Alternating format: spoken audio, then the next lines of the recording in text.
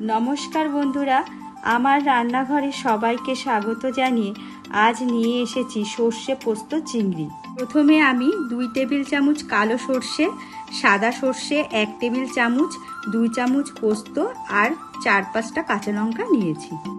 অনেক সময় দেখবে মিক্সিতে সর্ষে বাটলে তেতো লাগে, সেটা যদি তোমরা 15 মিনিট আগে ভিজিয়ে রেখে তারপর ছেঁকে বেটে নিলে একটুও তেতো লাগবে না।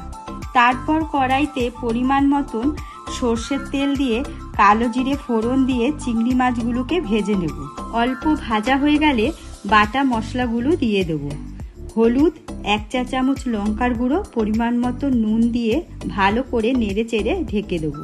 খুব সিম্পল রান্না, চিংড়ি মাছ যেইভাবেই রান্না করি না কেন তেমনি ভালো লাগে। 10 মিনিট বাদে আমি একটু দেখে নিয়েছি নুন হয়েছে কি না, আর স্বাদ মতন চিনি দিয়ে দেব আর কাঁচা লঙ্কা দিয়ে নামিয়ে ফেলবো।